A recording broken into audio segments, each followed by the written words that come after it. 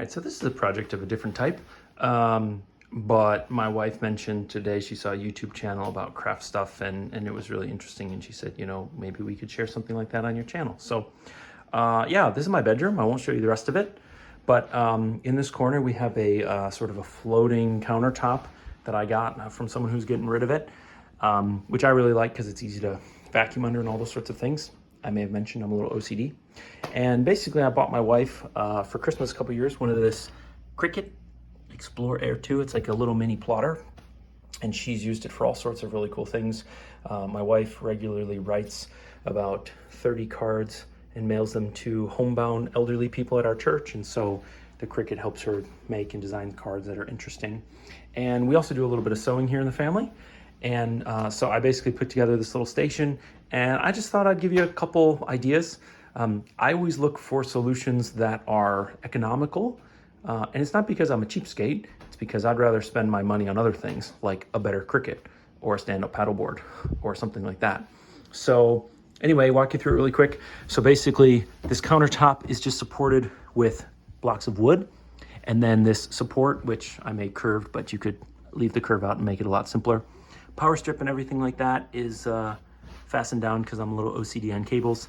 And the foot pedal for the sewing machine, I just drilled a hole in the back of that, threw a nail up so that it's easy to vacuum.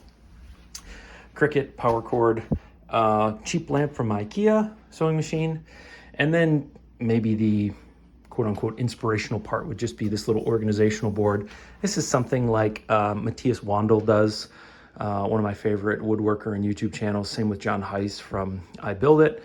And I have something like this in the workshop. This is a work in progress because she doesn't have quite as many things as she needs and wants hung, and doesn't really know how to do them yet. But basically, this is just a cheap piece of plywood someone was throwing away in our neighborhood. I cut the corners to make it a more interesting shape, threw it up on the wall, and then my wife kind of likes the shabby chic style stuff, so that's kind of where this was going.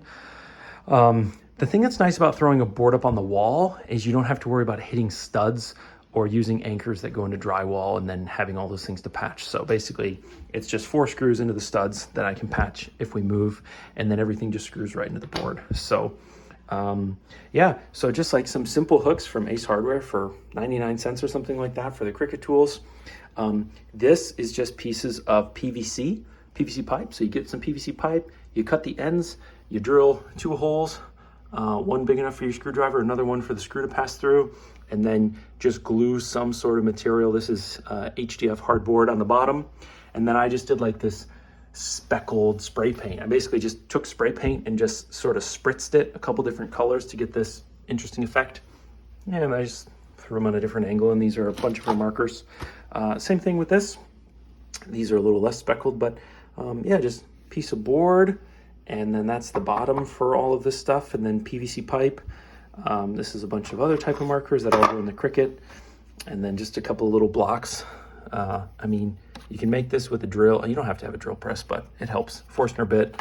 And then I made this on the lathe. Again, you don't have to have a lathe. You can just use some dowel rod. But, you know, this whole thing is like less than $10 worth of materials. This is, we cut up some shelves, those wire shelves we were throwing away, or someone was throwing away, and I cut out all the little metal pieces and peeled off the white rubber or the white plastic and just screwed them into a board, or hammered them into a board on an angle for the thread and the little bobbin, whatever you call it. So yeah, organization stuff doesn't have to be expensive. Most of the stuff you buy is going to be like snapped together plastic. This stuff is all pretty robust and really cheap. If you're thrifty, you wait around and look for it at like a used place or neighborhood or whatever. But even if you have to go out and buy it, it's still really cheap. So yeah, it's a work in progress. We've had it, I don't know, maybe 2 years. And we're just kind of adding slowly, because one of the risks with this is you say like, oh, I want all these things on the board, and you throw them up and then you don't use them, or they're in the way of each other.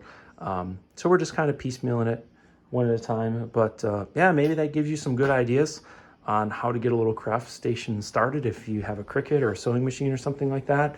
And if you got a couple basic tools, you can put something like that together. So hopefully that helps somebody, and have a great day.